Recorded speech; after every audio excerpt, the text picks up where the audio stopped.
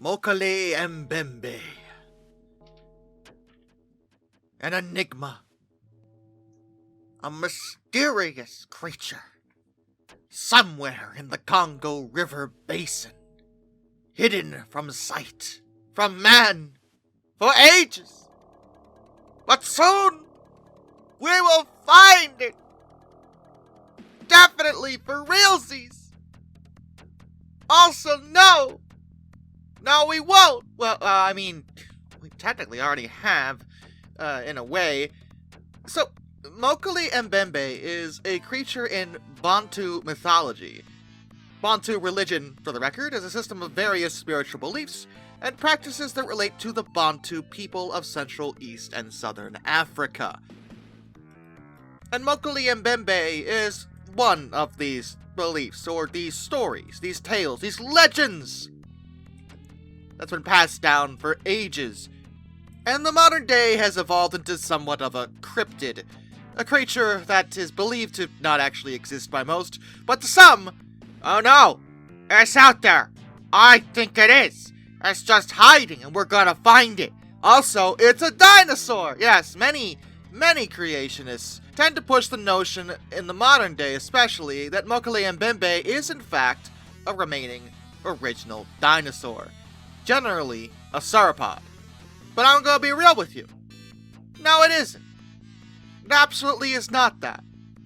First of all, it barely exists. That's the thing. It's not a thing. I mean, it is in concept, but it's not like a real animal in the technical sense. It's also definitely not a sauropod or any dinosaur of the sort. The earliest report of Mokele-mbembe comes from a German captain, Ludwig Freyer von Stein-Lausnitz. He was conducting a survey of the German colonies in what is now Cameroon in 1913, and he heard stories of Mokele-mbembe, said to be some kind of enormous reptile, alleged to live in the nearby jungles. He never formally published it, but it was later included in a book called The Lungfish and the Unicorn, published in 1941. His account describes an animal of brownish-gray color with a smooth skin, its size approximately that of an elephant, or at least that of a hippopotamus. Those are two completely different sizes. See, this is what I'm talking about with these things. He said it had a long and very flexible neck with only one tooth, but a very long one. Some say it's a horn. Yeah, about that. Some people said it had a long, muscular tail like that of an alligator. Canoes coming near it are said to be doomed. The animal would attack vessels at once and kill the crews, but without eating the bodies. The creature is said to live in caves that have been washed out by the river, in the clay of its shores at sharp bends. And it goes on and on and on and on and on and on. It's folklore, is what it is. In fact, in the early days of Mokele-mbembe, back even before European accounts of the creature, the natives described it more as a spirit of the forest rather than a physical creature. Eventually, that moved into it being a physical, reptile-like creature, and then in the early 1900s, it started being called a sauropod. Interestingly, it only started being called a sauropod after discovery of sauropods as things. So, it just seems kind of funny that the former spirit of the forest is now magically a sauropod now that we know that sauropods are real. Just one of those interesting coincidences, if you could call them that. I would call them not coincidences at all, but people grasping at straws.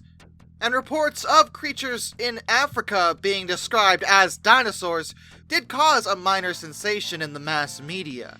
Newspapers located in Europe and North America ran a bunch of articles on the subject in the early 1910s. A lot of people took that as face value, even though, no, there are no dinosaurs in Africa. Except birds, but that's not a... You know what I mean? And there's been multiple expeditions carried out over the years to find Mokele-mbembe. They've never actually found it at any point. Though one, a zoologist named Marcelin Agnagna, said that he took some film of Mokele-mbembe. Yeah, he caught it on camera. Oh yeah, It was in 1983, but the footage didn't develop properly. Interesting. So it's funny how that always seems to happen with these things, you know? It's like I got it on camera. Oh no, the film! It just exploded. That's what happens sometimes. Terrible. Yeah, ridiculous. But these things must be based on something. You know, often these myths are based on something. And they are. It's believed that Mokele-mbembe is at least somewhat based on an actual animal that natives would have seen: a black rhinoceros. Now you may be confused. Well, why would the natives not know what a rhinoceros was? Because, I mean, rhinos live in Africa. Yeah, but not in the Congo. Rhinos are pretty rare there, particularly black rhinoceros. They once did, but no longer do. As such, they would have gotten rarer and rarer over time.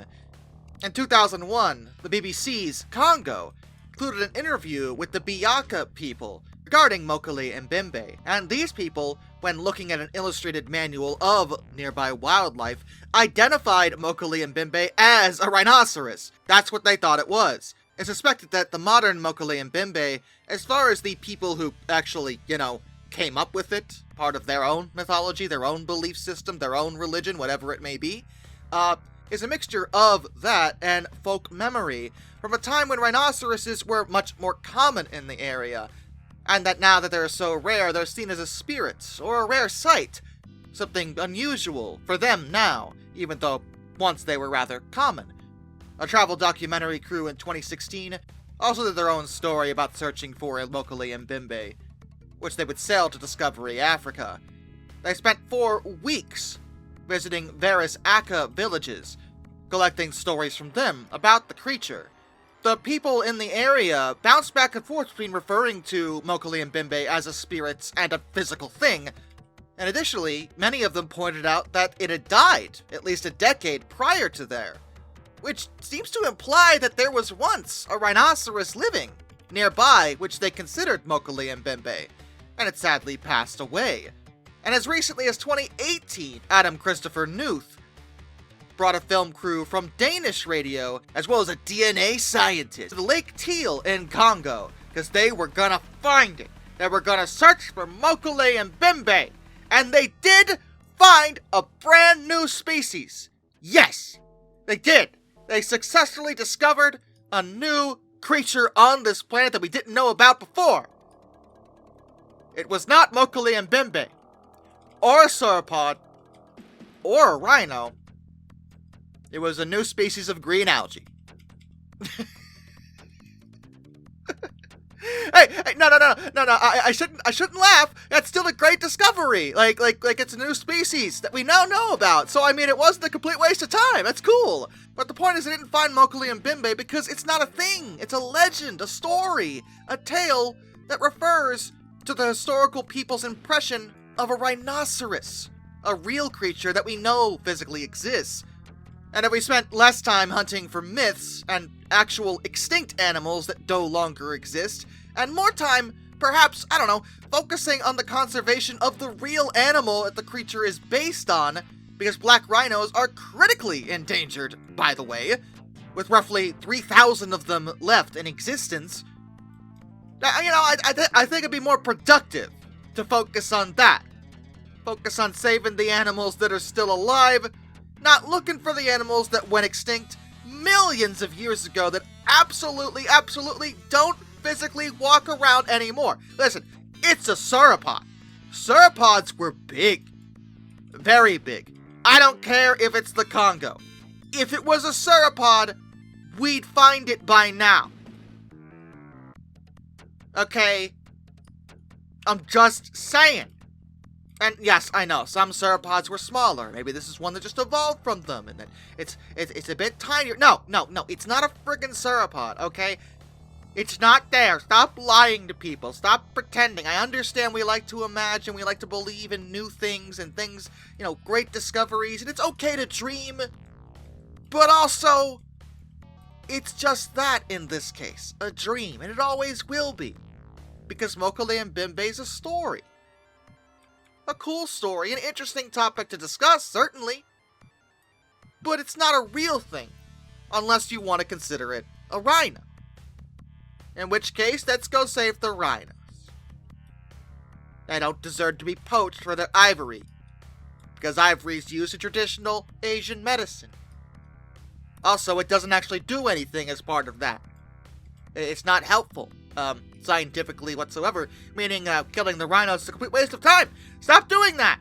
Please, I'm just saying. And with that, special thank you.